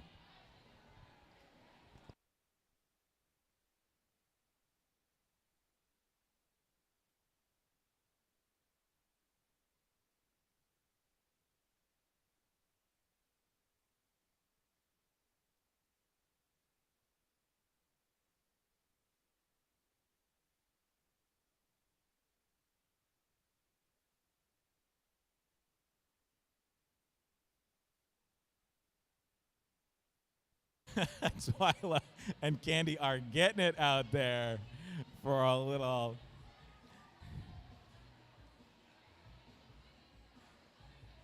sweet. Oh, Smack and Decker joining him now. Look at that. Oh, little bit of jam skating. People are tripping over the tape here and there. There's little pieces of tape to mark off the 5-foot markers, which help the refs tell when people are out of play. And after they get beaten up in 3/4 like this, they start to lift up a little bit, and they could present more of a challenge than they look. Oh, we got a little Punisher action out there now. Oh, we're getting a little ginger snaps now. Okay. I see you, girl. It's all love in roller derby, people. They love to dance it out. You'll see hugs on the line between jammers and blockers. You'll see compliments. Hey, great hit. I really felt that in my bones out there afterwards. It's all love. It's not like some of these other sports where people want to see people injured. They all know they have jobs to go to on Tuesday. So it's just dancing it out, having a good time for the final 5-minute break of this Sunshine City Roller Derby 80s versus 90s bout.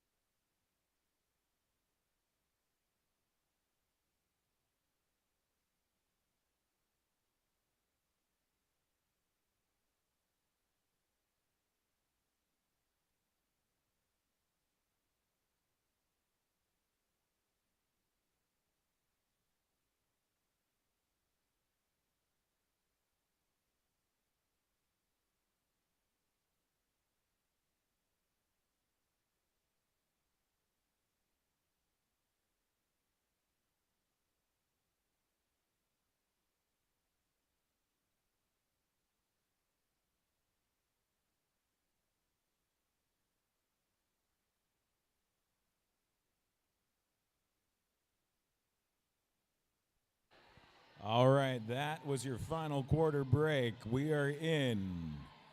Buckle up for the final 15 minutes of Sunshine City Roller Derby. That final quarter, final few jams in that third quarter were intense. I hope everyone plays safe out there. I think we're going to see a little bit of wild behavior. I hope everyone keeps it kind of light out there.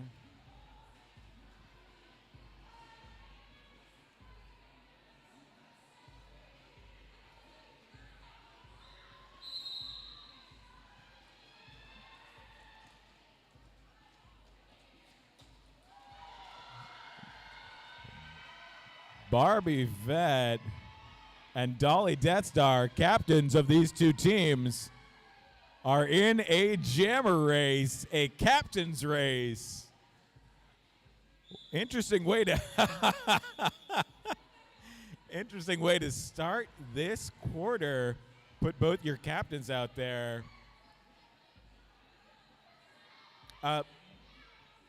Both those skaters are certainly jammers in general. We haven't seen them jam much in this bout. So definitely giving a different look to the other team. Definitely a good way. A lot of times during a break like that, you'll have a team basically come up with a strategy. Oh, no. It looks like we have a miscellaneous skate part.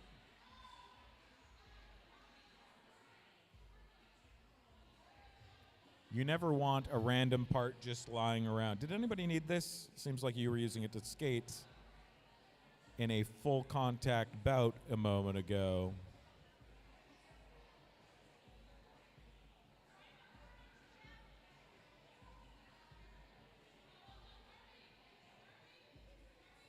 Oh, we've got a challenge.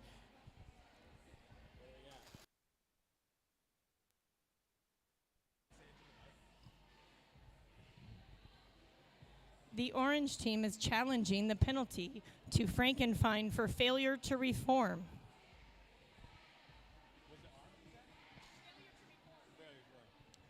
All right, we have a challenge against the most complicated penalty in roller derby, but I will explain it to you anyway.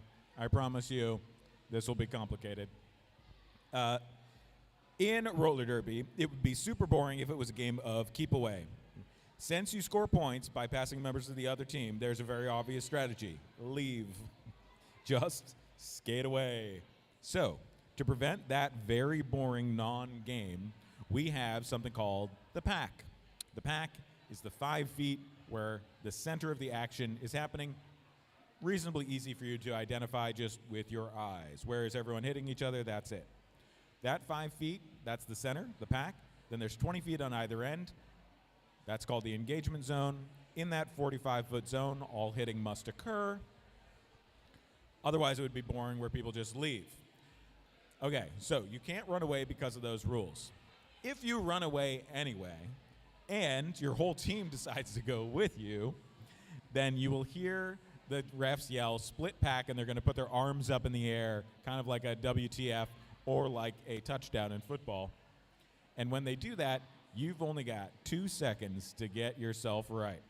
If you don't, they're going to start handing out penalties called failure to reform.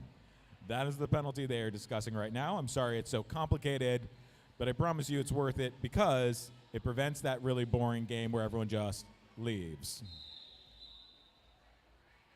Oh, well, just like that, that penalty has been issued. Frankenfine 369 is sitting for the orange team, meaning the orange team is down not only a blocker but a Frankenfine-sized blocker. This may give an advantage to that 90s teal team. We'll see. 89 to 64, 80s team is up for now. Liquor Posse looking to change that. But of course, that 80s team also has a jammer out there, Shameless. Liquor Posse takes the lead jammer, opening up the opportunity to score for that 90s team. This is exactly the jam the 90s team needs. They have that one blocker missing from the other team. That could give Liquor Posse a continuing advantage, not only taking that lead jammer position and coming around for that scoring pass, but an opportunity to score a little bit more quickly here. Calls it off, seeing Shameless come in. Shameless playing defense with offense there. That's one of the fun things about roller derby because both teams can score at any time. Is your defense. Shameless, by getting out and threatening to score, persuaded Liquor Posse to call it off early, and that limited how many points Liquor could score. Even though there were only 3 blockers out there, that 4th point was still available. You got a free point, the penalty point, from that first blocker you passed. So when she passed that first blocker, she got 2 points because that one skater, Frankenfine, in the box. T-Rex takes the lead jammer. Actually, it's not quite taken there. It's now taken lead jammer after going one-on-one with Han Solo out there and takes off up against Violet Venom. Currently 89 to 68. Definitely a strong jam, that last jam, for the 90s team, but the 80s team continue to maintain a 21-point lead.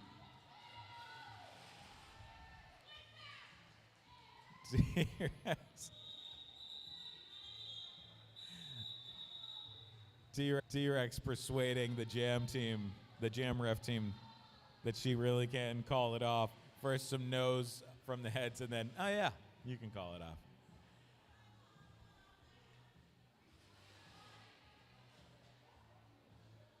Fun jammer race to watch. Oh, all right. T-Rex really made the most of that jam. Never mind. I thought we were going to have just a fun race and that's it. But that was a bread and butter play, a roller derby right there, taking 4 points and calling it off. Perfectly executed, very disciplined roller derby. Once again, that is how you win games, and that is how the 80s team has been winning this game, 93-68. There is very little time left in this game. It is still possible for that 90s team to win, but they've got to start doing everything right now. And right now, Shameless has taken a lead jammer, which is going to make it that much tougher. That 80s team has both control of the play clock and the opportunity to score. Fighting against some excellent defense by Flinger, Ginger Snaps, and Circuit Breaker.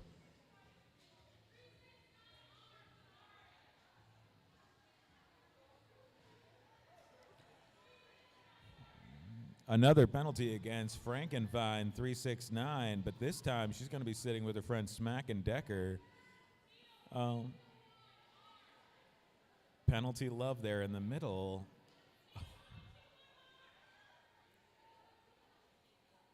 Teal takes a penalty as well. All right. No jammers are in that penalty box, but most of the rest of the teams are.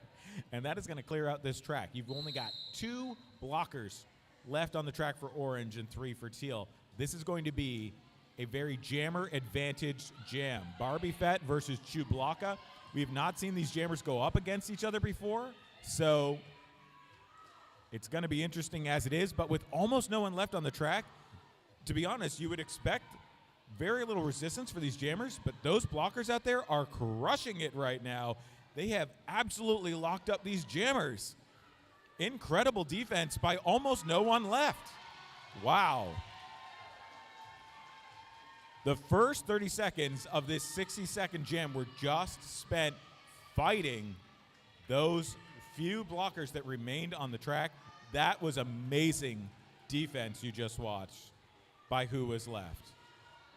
All right, both teams setting up the block now. So when you saw those skaters looking at each other like, what are you doing here? What are you doing here? They're setting up for offense, and the other team knows it. In this case, I don't know if it's what they wanted, but the orange team went for a cross block, and it just barely worked. A cross block works better when there's almost no one on the track like that, and you basically just take everyone who's on one side and send them to the other. Wherever they are, send them the other way. And so you can basically just almost like opening a window, just wide open the middle, sliding doors. Your jammer sails through. They managed to do it.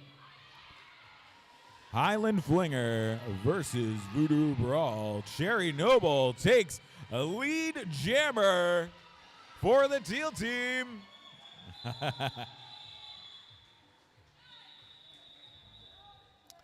We haven't had a ton of those, but that's a jammer race. They're really fun to watch. One of my favorite things in roller derby, but very rarely are there points scored. Basically, that lead jammer realizes they are playing a dangerous game and they decide to call it off.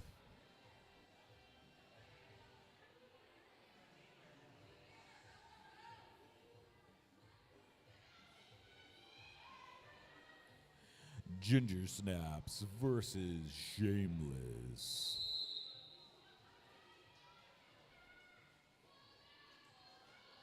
Excellent defense by both teams. No one in the penalty box. Very clean, guys. Very demure. Shameless pushing on that front wall. As a reminder, I told you that all roller derby has to be played within 45 feet. When Shameless was up there at the front pushing, the reason she's pushing is she knows she's up against the front of that 45 feet. If she can just push those people out of that 45 feet, they can't block anymore. Shameless gets a nice sweep from the inside to the outside. Chewblocka and Frankenfine locking up that inside. nudging all those skaters a little bit to the outside, and that allowed Shameless to sail through to the inside. That time, Barbie Fett looking to close the door on Shameless. Can't quite do it. Shameless being very sneaky there. That's a very common situation. What you'll end up with is you'll have a jammer learn to kind of sneak to the inside. The blocker gets passed enough times so they're like, I'm not dealing with that anymore. I'm going to lock it down even better. For a while, that strategy will work. Then that jammer will get even sneakier and find their way to sneak by. And that cat and mouse game seems to be in the situation where that cat is winning right now.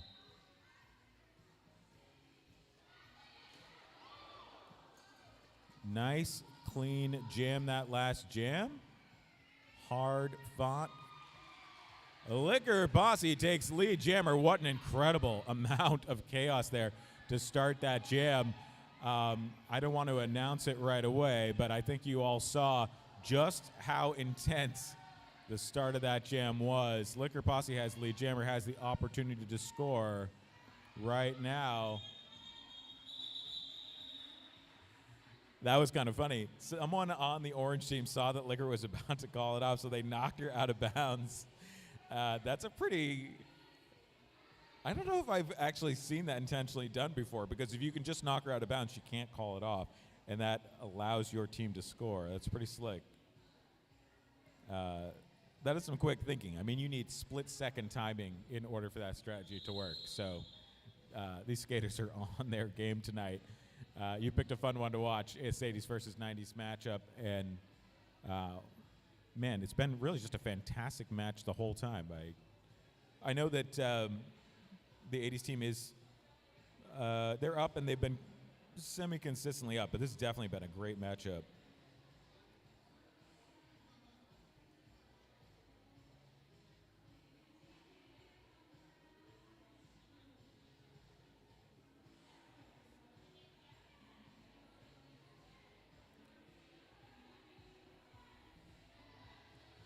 Refs are reviewing that jam.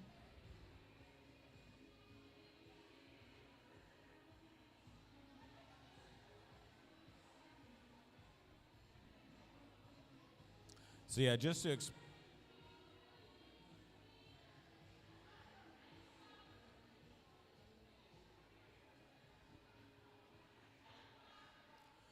explain a little bit of what happened in that jam. I'm sure you all saw it, but I just want you to understand it. The jammer can pass, we know that. They can only pass to the designated receiver, the pivot, that's the skater with the stripe on their helmet. One of the things that can happen when you do that is you can drop the star. If you drop the star, you're in a tough spot.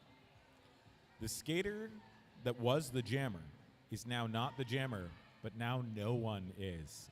And the skater was the jammer is the only one who can pick it up. You would better have dropped it forward, because if it's behind you, you can't go back and get it. In this case, they got lucky, and that star flew forward. They were able to pick it up, and they were able to recover. 106 for the 80s team puts the 80s team in the triple-digit territory for the first time in this game. Just 5 minutes left in the entire game. Shameless versus Cherry Noble. Shameless does have lead jammer. Some excellent blocking by Codzilla there. Shameless kind of came in skate first. That is very hard to deal with as a blocker. Skates really want to go. They really want to just leave. If you kick them straight forward, they will oblige. And that's part of why we don't let you do that. Back blocks prevent you from doing that with people's bodies, and low blocks prevent you doing that with skates. In this case, it was a low block. But Godzilla was able to still kind of keep her skates underneath her. Very impressive. Shameless sitting in the box. Only the 90s team can score in this jam. It's a 90s power jam. Ginger Snaps jamming for that 90s team has an opportunity to score lap after lap after lap. But, of course, the 80s team has seen this look many times, and they have no one in the box but their jammer. They are able to put out a full power line. That power line is no joke right now. Oh, but they have a goat. They have a goat. All right, the goat has fought their way out. While Chewbacca was held back there and was having to fight for her life, the reason that was such a desperate situation for Chewbacca is she was being goated. Goating means you grab a hold of exactly one blocker and hold them back. Why? Because of those pack rules I talked about earlier. The 5 feet of action, if you have just one member of the other team and your whole team is with you there, that's 5 out of 8 skaters. You are the pack. Then you can gradually let those other skaters get pushed on by your jammer until they get pushed 20 feet out of play, and just like that, none of them are allowed to hit. And that is the power of the goat strategy. But to do it, you need to really grab that goat. You need to lock them down for a long time. Chewie wasn't having it and fought for her life and managed to just barely get out moments before that goat strategy paid off. Ultimately, that limited the score of that 90s team. 80s team continues to hang there. A lead jammer for the orange team. She's up against the Liquor Posse.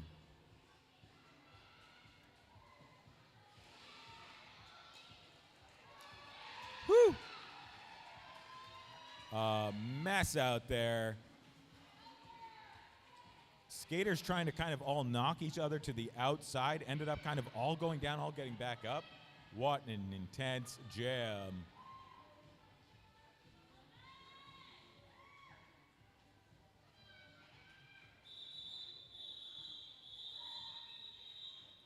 So Voodoo Brawl was able to put that scoring pass together. Liquor Posse had to fight against some amazing defense out there, but was ultimately able to get through after several very hard hits.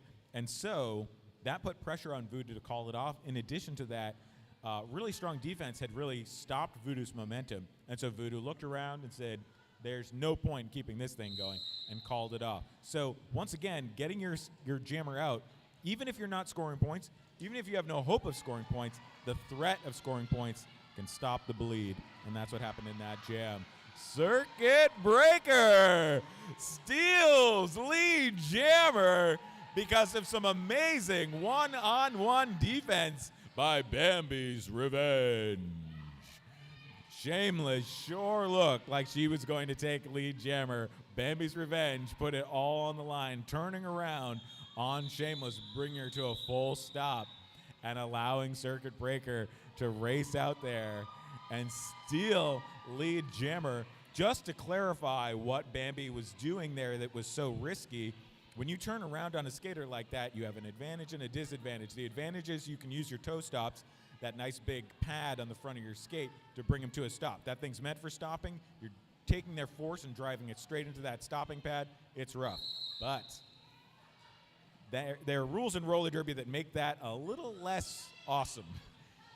When someone turns around on you like that, a lot of the rules about hitting and what's legal go away. You can blow that skater up. They're at very high risk when they turn around on you like that. And that was the risk that Bambi was taking, the risk that Shameless could have destroyed her. She put that risk out there, and it worked. Oh, wow, we've got hats flying around. Oh, but nothing from this jam. Okay, just a mess there. Cherry Noble, after a hard fight, takes lead jammer. You can tell because Mike Check is pointing to the sky and pointing at her. Cherry Noble for the 90s team has an opportunity to score and controls the play clock right now. Every member of the orange team that she passes will be 1 point. It's got to be hips past hips.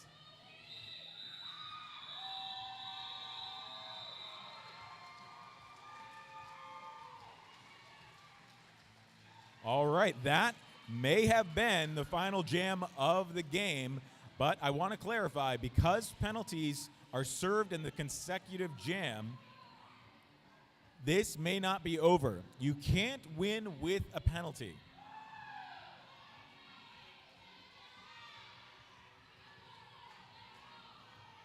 There it is. That's why I was explaining this complicated rule. We have a penalty jam. Oh, Carnage Asada.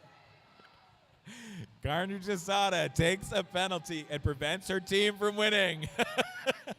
So Carnage Asada is sitting out that penalty, and this is why you can't win with a penalty. It would basically encourage you to just go wild and just hurt other people for that final jam. Who cares?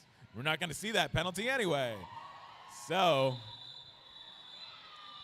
you must skate clean to win. Voodoo Brawl playing it very smart there, getting out as clean as she can and then calling it off immediately. Game clock's already gone, so the sooner she ends it, the less chance there is of anyone committing a penalty. Plus, her only skater that was committing penalties was in there in the penalty box. All right, that is in fact the final score. 113 80s, 84 90s. 90s team taking the lead several times, but not quite able to hang on to it. And of course, as you know, a couple of huge jams that I don't even think were power jams. It was really more just really strong defense. It's all love and roller derby. Both teams taking a victory lap here. We do this for fun, people. Winning's fun. But you know what's more fun? Skating roller derby. Hugging it out after. We're going to take a moment to announce MVP blocker, MVP jammer. If the teams can approach over here so I don't have to come up, I would like that. And then we are going to do the after party. If you want to meet these skaters, you have a chance to do that right now. We're going to take a moment to get them cleaned up a moment. They're going to head into the locker room in a moment, and then they'll come right back out.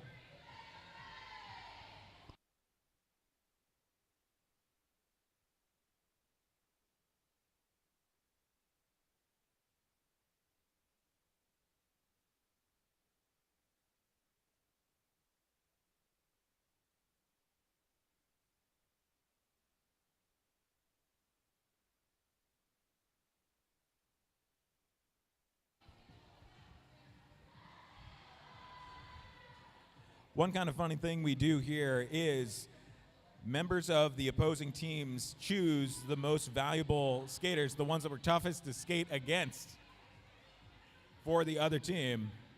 Let's announce those most valuable skaters now. Oh, I'm going to wait for that photo first. Actually, I don't want to.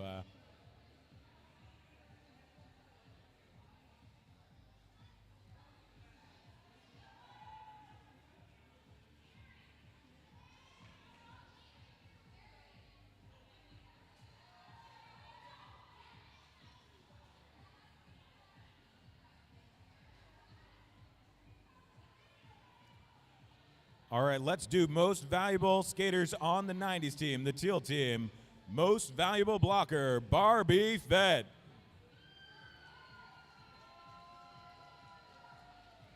And most valuable jammer, Liquor Posse.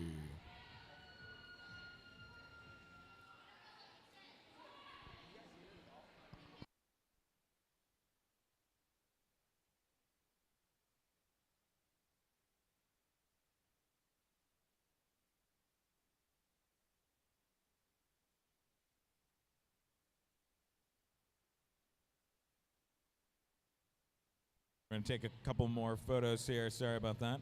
Then I'll come back to the MVPs. Oh my God. We have one of those like retro Polaroids out there. Oh my God.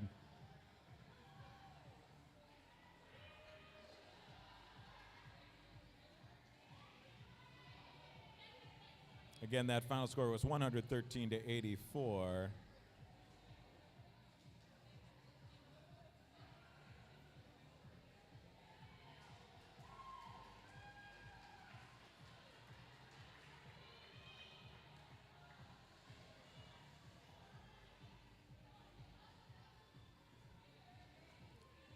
All right, once again, for the teal team, most valuable blocker, Barbie Fett.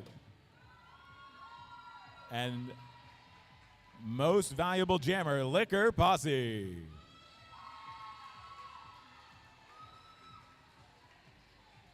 For the orange team, as chosen by members of the other team, most valuable blocker, T-Rex.